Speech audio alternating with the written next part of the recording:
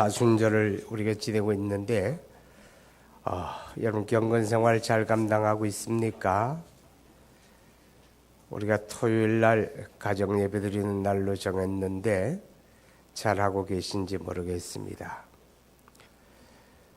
사순절 기간 동안에 성경을 읽고 혹은 기도하고 혹은 전도하고 어려운 사람들을 우리가 돌아보고 이러한 것들이 이제 경건생활이라고 합니다. 이 경건생활은 바로 예수님을 바라보는 거예요. 예수님 바라보는 게 경건생활입니다. 그런데 오늘 성경에 보니까 왜 예수님 바라보느냐?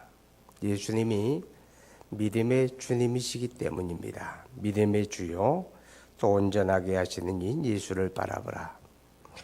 예수님이 믿음의 주가 되셨어요. 믿음의 주가 되셨다. 믿음의 주다. 이렇게 고백할 때 믿음의 주라고 하는 말은 그가 믿음의 대상이다. 그런 뜻입니다. 우리는 누구를 믿습니까? 그리스도 예수를 믿는 거예요. 여러분, 우리가 믿음으로 구원받는데 그 구원받는 건 그리스도 예수를 믿어서 구원받는 거예요. 우리 주변에 수많은 사이비 이단 종교들이 있습니다.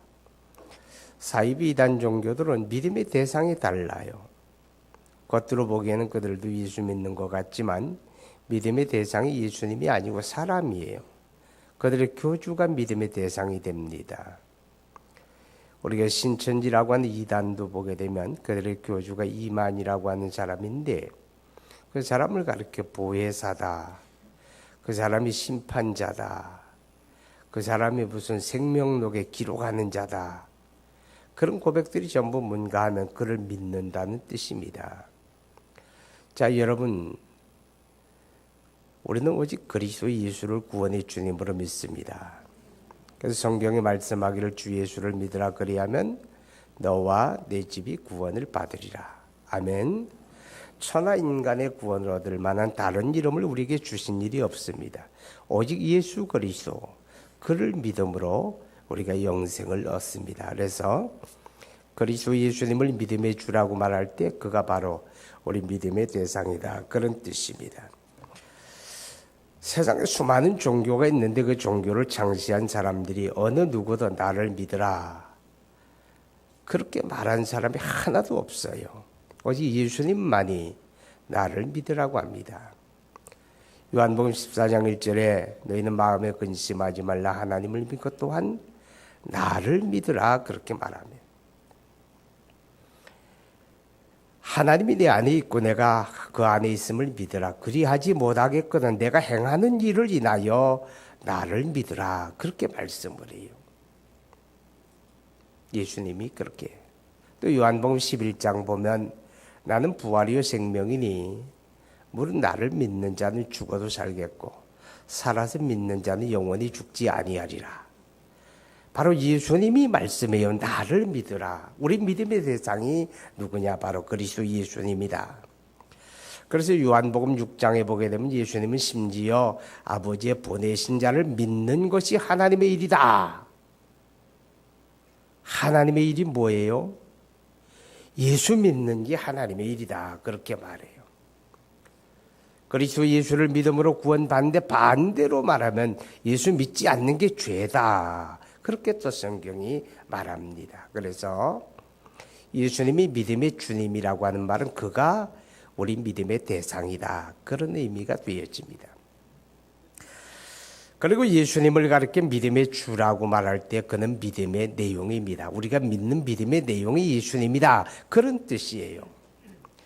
여러분, 우리가 성경을 통해서 예수를 믿는데 너희가 성경에서 영생을 얻는 줄 생각하고 이 성경을 상고하거니와 그 성경이 곧 내게 대하여 말씀하는 것이다. 예수님이 그렇게 말씀을 해요. 성경의 전체적인 내용의 핵심이 뭐냐? 바로 예수 믿고 구원받는 거예요. 우리 믿음의 내용이 예수님이에요. 어느 날 예수님께서 그 제자들 데리시고 가이사랴 빌립보에 가셨습니다. 그리고 제자들에게 묻습니다. 얘들아, 사람들이 나를 누구라고 하더냐? 제자들이 말하기를 어떤 사람은 선지자 예레미야라고도 이야기합니다. 또 어떤 사람은 엘리야라고 이야기합니다. 또 어떤 사람은 선지자 중에 하나라고 말합니다. 그러면 너희는 나를 누구라고 하느냐? 시몬 베드로가 고백합니다. 주는 그리스도시요 살아계신 하나님의 아들이십니다. 할렐루야. 주는 그리스도시요 살아계신 하나님의 아들이십니다. 우리가 예수를 믿는 믿음의 내용이 그겁니다. 그가 누굽니까? 어떻게 믿습니까? 나의 주님으로 믿는 겁니다. 예수를 나의 주님으로. 따라서 예수님은 나의 주이십니다. 주는. 그 다음에 둘째 뭡니까? 그리스도시요. 예수님은 나의 그리스도입니다. 그리고 그는 하나님의 아들이십니다. 나의 주님이시고 그리스도시고 하나님의 아들이십니다. 예수님을 이렇게 믿는 겁니다. 이 믿음으로 우리가 구원받습니다. 아멘. 우리가 죄 사함 받고 이 믿음으로 영생 얻고 이 믿음으로 하나님의 자녀가 되고 이 믿음으로 천국을 유업으로 받습니다. 여러분, 하나님의 성령을 말미암아 하나님의 성령으로 말미암아 예수를 믿는 사람들은 다 그렇게 동일하게 믿음을 가집니다. 오늘 이르러서 아주 믿음이 다양해졌습니다. 아주 다양해져서 이런 교회는 이렇게 믿고 저런 교회는 저렇게 믿고 교파를 따라 다양해집니다. 여러분, 왜 다양합니까? 다양한 이유는 한 가지입니다. 성령으로 말미암아 예수를 믿는 게 아니고 자기 이성으로 예수를 믿기 때문에 다양해지는 겁니다. 그러나 성령으로 말미암아 믿는 사람은 똑같습니다. 예수는 나의 주님이시고 나의 그리스도고 하나님의 아들이십니다. 할렐루야. 예수님이 그런 베드로에게 말합니다. 내가 복이 있다. 내가 복이 있다. 여러분, 바로 예수를 이렇게 믿는 사람이 복된 사람입니다. 이것은 하나님이 주시는 은혜입니다. 이를 내게 알게 하니는 혈육이 아니요 하늘에 계신 내 아버지다. 하나님의 성령으로 말미암아 믿는다. 그런 뜻입니다. 여러분, 믿음의 주라는 말은 그가 믿음의 대상이고 내가 믿는 믿음의 내용이 예수님이다. 아멘. 예수님이 바로 우리 믿음의 내용입니다. 그리고 예수님을 가르쳐 믿음의 주라고 하는 것은 그가 믿음의 기준이라는 뜻입니다. 믿음 생활 어떻게 하는 게 잘하는 겁니까? 믿음 생활 어떻게 하는 게 잘하는 겁니까? 예수님처럼 믿는 겁니다. 아멘. 예수님처럼 신앙생활을 하면 됩니다. 예수님은 우리와 똑같은 사람으로 이 땅에 오셨습니다. 그리고 예수는 우리 앞서서 신앙생활을 하셨고 우리 앞서서 신앙생활을 이렇게 하는 거다라고 우리에게 모범을 보여주시며 우리로 하여금 그처럼 신앙생활을 하기를 원했습니다. 요한복음 13장에 보게 되면 예수님께서 어느 날 그 제자들의 발 앞에 무릎을 꿇습니다. 그리고 그들의 발을 하나하나 씻어줍니다. 그리고 말씀합니다. 너희도 나처럼 하라고 내가 너희에게 본을 보였노라. 여러분, 신앙생활은 높임을 받는 게 아닙니다. 신앙생활은 내가 영광을 받는 게 아닙니다. 그리스도처럼 낮아지는 겁니다. 그리스도처럼 내려가는 거다 하는 걸 우리에게 깨닫게 합니다. 예수님은 십자가에 죽기까지 하나님 앞에 순종하십니다. 그게 신앙생활입니다. 요한복음 6장에서 예수님은 이렇게 말씀을 하죠. 내가 하늘에서 내려온 것은 내 뜻을 행하려 함이 아니요 나를 보내신 이의 뜻을 행하려 함이라. 신앙생활은 뭡니까? 내 뜻을 이루려고 하면 그게 신앙생활 아닙니다. 하나님의 뜻을 이루려고 하는 게 신앙생활입니다. 내가 영광을 받으려고 하면 신앙생활이 아닙니다. 하나님이 영광을 받으시게 하는 게 신앙생활입니다. 여러분은 어떻습니까? 이 사순절에 나는 과연 그리스도를 따르는 신앙생활을 하고 있는가? 예수님을 기준으로 우리가 신앙생활하고 있는가? 저와 여러분을 살펴볼 수 있기를 바랍니다. 누가복음 23장에 보면 예수님이 십자가에 달리셔서 마지막에 이렇게 외칩니다. 아버지여, 내 영혼을 아버지 손에 부탁합니다. 무슨 뜻입니까? 맡긴다는 겁니다. 신앙생활은 맡기는 겁니다. 내 영혼을 아버지께 맡기는 겁니다. 내 삶을 그분에게 맡기는 겁니다. 가정을 그분에게 맡기는 겁니다. 자녀도 그분에게 맡기는 겁니다. 모든 것을 그분에게 맡기는 게 신앙이고 신앙생활입니다. 왜 근심합니까? 왜 두려워합니까? 왜 낙심합니까? 안 맡겨서 그렇습니다. 내가 다 처리해야 된다고 생각합니다. 그분에게 다 맡기세요. 다 맡기세요. 그러면 두렵지가 않습니다. 염려하지 않습니다. 불안하지 않습니다. 그분에게 맡기는 게 바로 신앙생활입니다. 그렇기 때문에 여러분 기억하시기 바랍니다. 예수님은 믿음의 주가 되셨습니다. 믿음의 대상자요, 우리 믿음의 내용이요, 그리고 우리 믿음의 기준이라고 하는 것입니다. 그리고 예수님을 가르쳐 믿음의 주라고 고백할 때 그는 믿음의 판단자, 심판자라는 의미를 담고 있습니다. 여러분, 우리 주님은 저와 여러분의 믿음을 심판합니다. 진짜인지 가짜인지, 거듭난 믿음인지 아니면 명목상의 믿음인지 우리는 알 수가 없습니다. 우리는 어떤 사람의 믿음을 판단할 수 있는 권리를 부여받은 사람이 아무도 없습니다. 오직 우리 믿음을 판단하시는 이는 주님밖에 없습니다. 그런데도 우리는 곧잘 다른 사람의 믿음을 판단합니다. 여러분, 회개합시다. 그거 아니에요. 주님만이 우리 믿음을 판단하십니다. 여러분, 마태복음 25장에 보면 그런 말씀이 있습니다. 그날에 우리 주님이 그의 백성들을 모아놓고 어떤 사람은 주님의 오른편에 둡니다. 어떤 사람은 왼편에 둡니다. 오른편에 있는 자들은 양이라고 말하고 왼편에 있는 자들은 염소라고 말합니다. 그리고 오른편에 있는 자들에게 말합니다. 너희는 영원한 하나님의 나라를 상속하라고 말합니다. 그리고 왼편에 있는 자들, 너희는 저 어둠 속에 쫓겨나 이를 갈미 있으리라고 말합니다.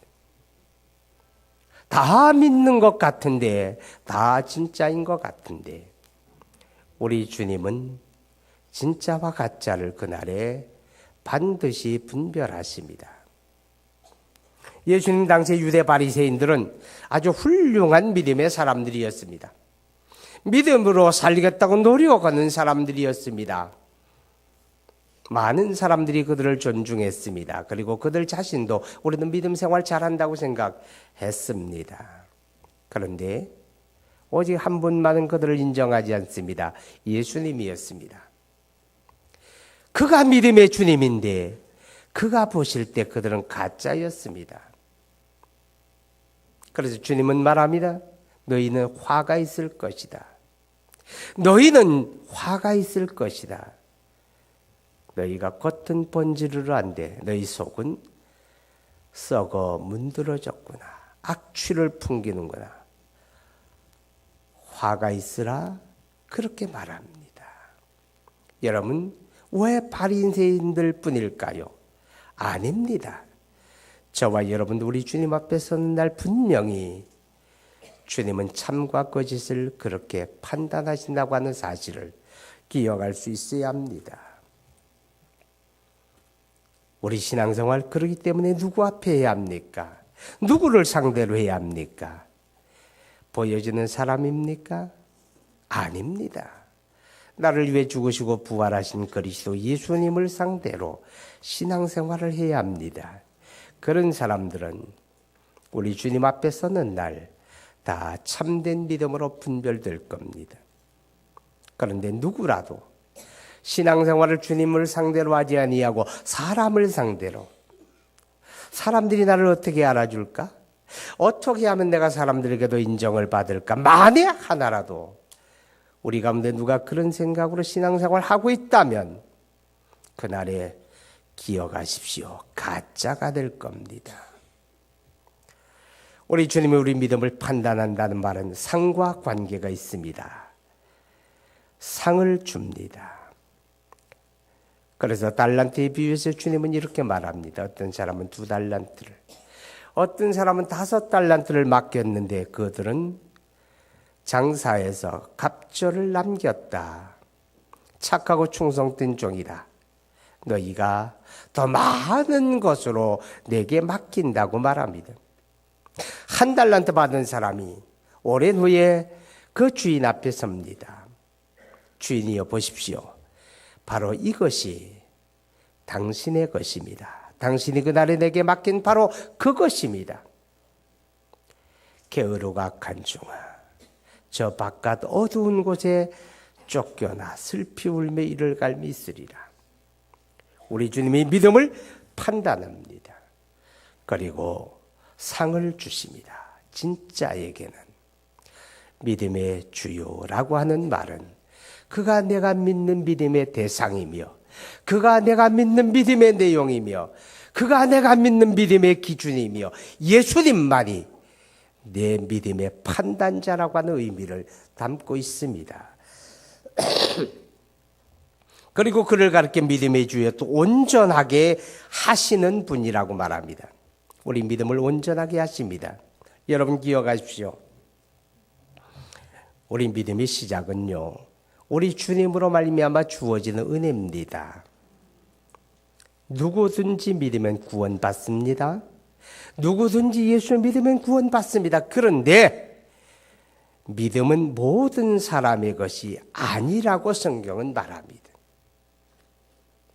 모든 사람이 다 믿는 게 아닙니다.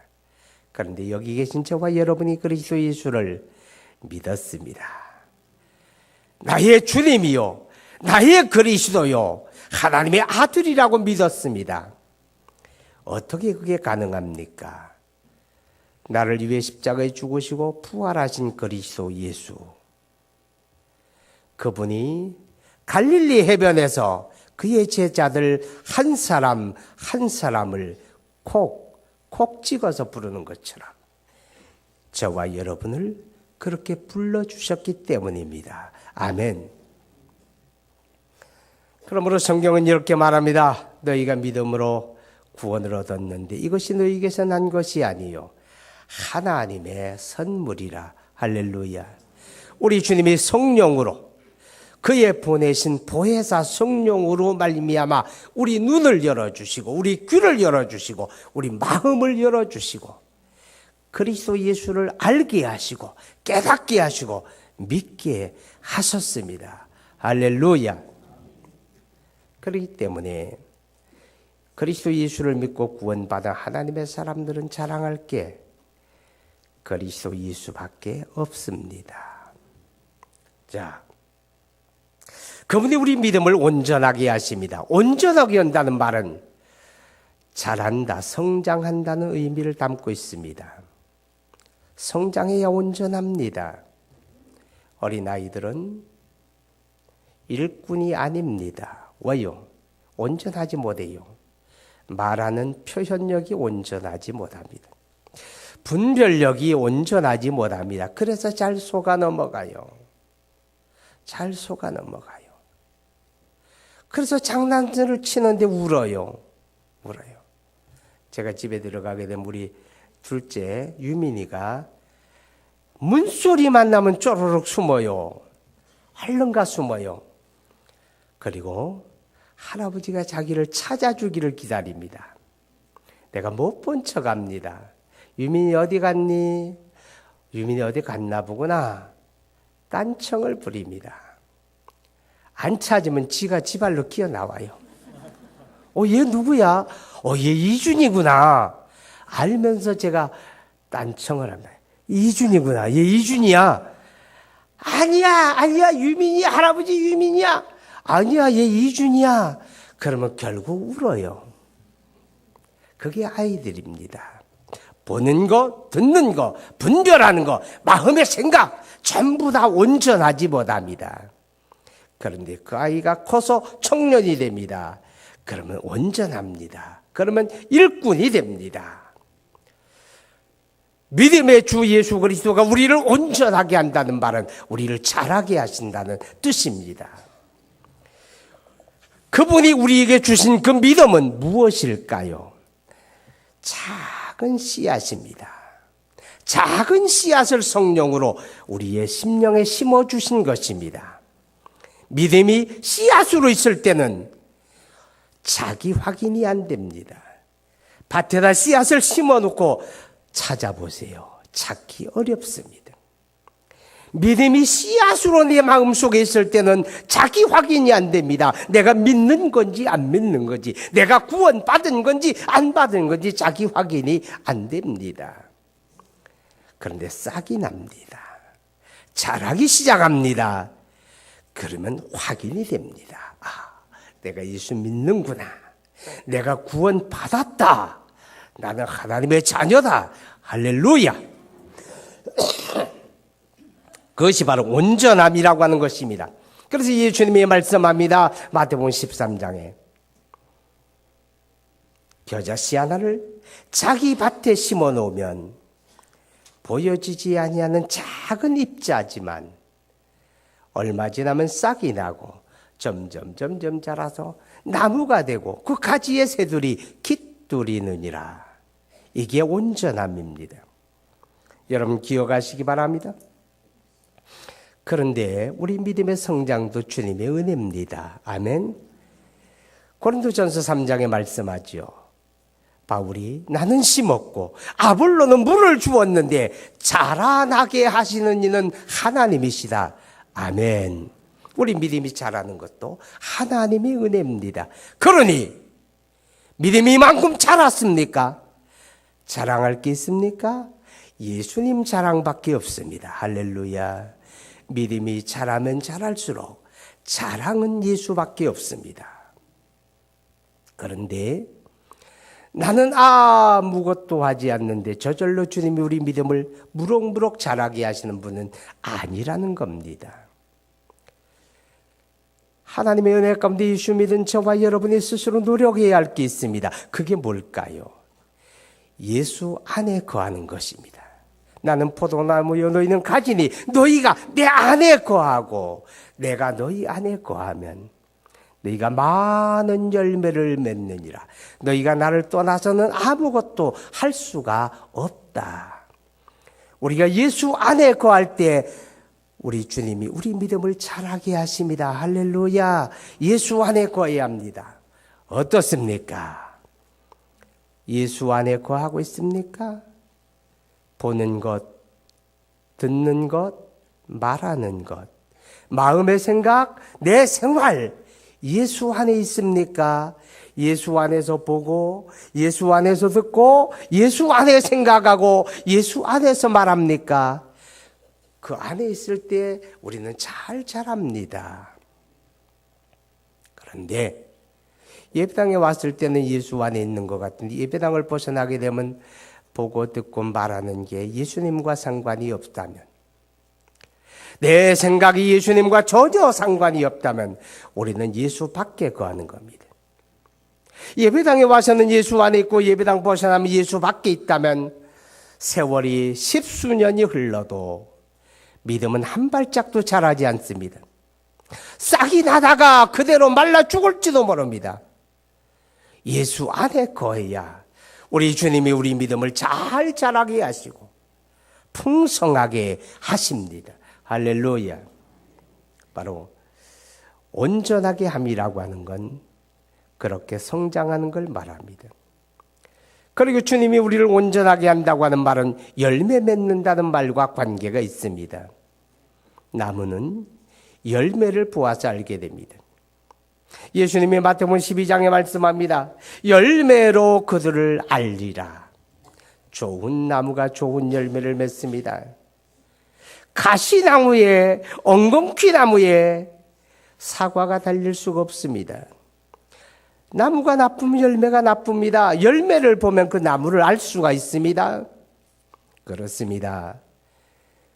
우리가 그리스도 예수님에게 속했다면 내 신앙과 내 인격과 내 삶에는 예수님의 열매가 맺어지는 것입니다. 기억하십시오. 예수 안에 거하면 열매가 맺어집니다. 구원의 결실합니다. 시냇가에 심기운 나무는 시절을 쫓아 열매를 맺은 같이 우리가 그리스도 예수 안에 거하면 날마다 그 은혜의 풍성함을 공급받아서 잘 자라는 것뿐 아니라 열매가 풍성합니다. 구원의 은혜를 누립니다. 구원의 능력을 누립니다. 구원의 삶을 살아갑니다. 여러분, 예수님은 믿음의 주님이시고 우리를 온전하게 하시는 분입니다. 그러면서 오늘 성경은 말합니다. 믿음의 주여 또 온전케 하시는 이 예수를 바라보자. 누구 바라봅니까? 예수 바라보자. 그렇게 말합니다. 왜요? 그분이 믿음의 주님이고 그분이 우리를 온전케 하는데 그분을 바라보고 있어야 우리 믿음이 잘 자라는 겁니다. 그분 바라보고 있어야 우리 믿음이 자라서 열매를 맺게 된다. 그런 뜻입니다. 예수님 바라보아야 합니다. 아멘. 예수님을 바라볼 때 우리는 그의 능력을 소유합니다. 그래서 우리가 어려움도 헤쳐나가는 능력을 얻고 승리하게 됩니다.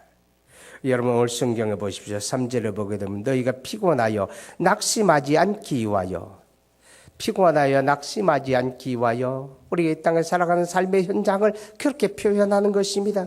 때로는 죄로 인해서 우리가 낙심하기도 하고 피곤하기도 합니다. 우리가 살아가는 삶에 그런 어려움이 많이 있다는 것입니다. 여러분 또 보시기 바랍니다. 12절 13절 봅니다. 그러므로 피곤한 손과 연약한 무릎을 이렇게 세우고 너희 발을 위하여 곧은 길을 만들어 저는 다리로 하여금 어그러지지 않고 고침을 받게 하라. 힘들고 어려운 일 만날 때 누구 바라봅니까? 누구 바라봅니까? 믿음의 주여 온전케 하는 예수님 바라보시기 바랍니다. 여러분 세상은 내게 도움이 되지 못합니다. 세상은 내게 아무 힘이 되지 못할지라도 나를 위해 십자가에 죽으시고 부활한 믿음의 주 나를 온전케 하는 예수 그리스도를 바라볼 때 우리는 그분으로 말미암아 현실의 어려움과 낙심하고 좌절할 수밖에 없는 현실을 딛고 일어날 수가 있습니다. 헤쳐나갈 수가 있습니다. 그래서 이사야 40장에 말합니다. 우리 주님은 무능한 자에게 힘을 주시고 무능한 자에게 힘을 주시고 그 힘은 새 힘이라고 말합니다. 여호와를 앙망하는 자는 새 힘을 얻으리니 앙망이 뭐 바라보는 거예요. 여호와를 앙망하는 자는 새 힘을 얻으리니 저가 달려가도 걸어가도 곤비지 아니하고 피곤하지 아니하리라. 소년이라도 넘어지며 장정이라도 자빠지는 일이 있지만 하나님의 새 힘을 받은 자는 승리한다는 것입니다. 우리 주님이 새 힘을 주십니다. 누가 바라볼 때 앙망할 때 힘들고 어렵습니까? 우리 믿음의 주가 되시고 우리를 온전케 하는 예수를 여러분의 마음으로 바라보십시오. 그가 우리를 이렇게 세웁니다.